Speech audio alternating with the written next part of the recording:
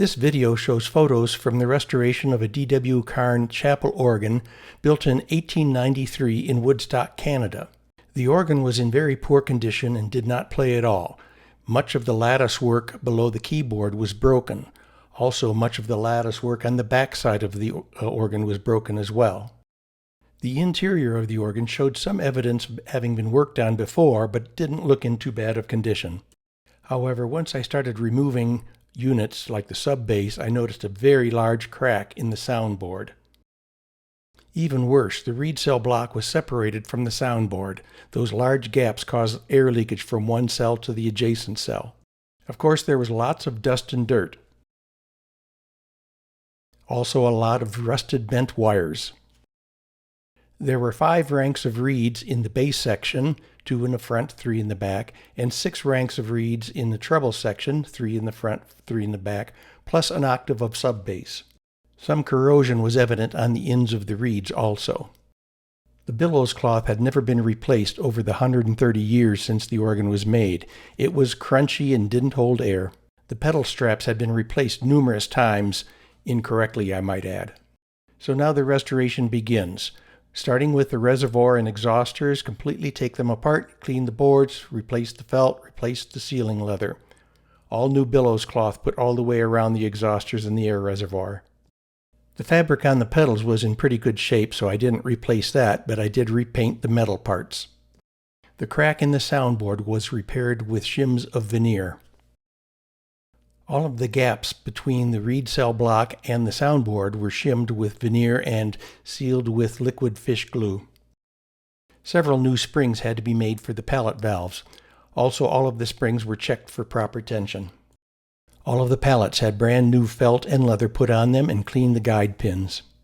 Likewise with the connectors to the sub-bass.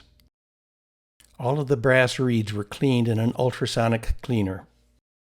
The cleaned reeds are now back in their individual cells.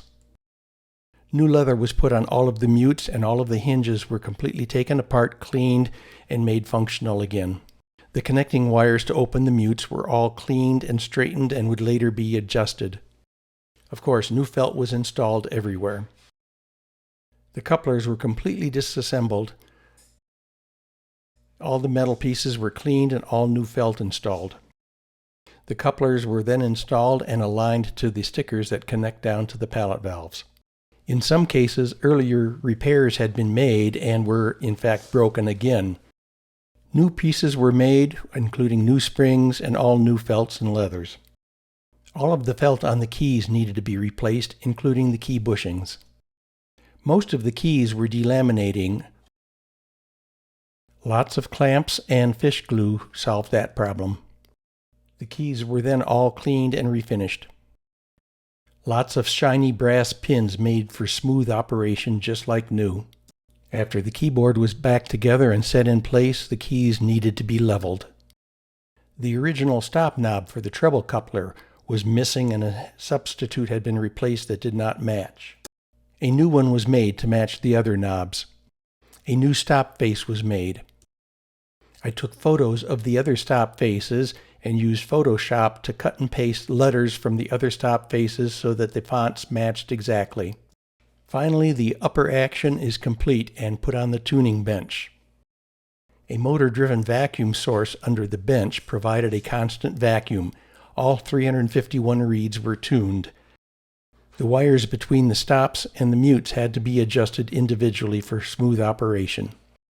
The sub-bass unit had been worked on many times and needed a lot of attention. I put in all new felt and leather and made new fabric hinges. The lengths of each of the individual stickers had to be adjusted for each note. Now it's time to repair the case and restore it. It was completely disassembled into individual boards as much as possible. Of course, it needed a new set of wheels. Most of the lattice work below the keyboard was destroyed. New lattice pieces were carefully cut and fit.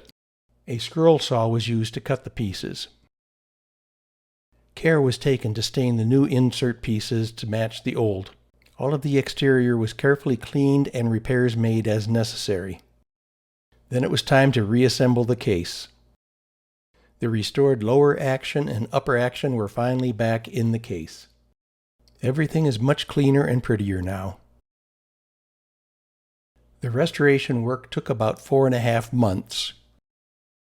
This is the back side of the organ that normally faces the congregation in a chapel environment. The day finally arrived when it was time to move it from the shop and into my office. This is a pretty large instrument, and it's amazing how much sound it makes. 21 stops gives it a lot of flexibility in the sounds that you can get from this instrument.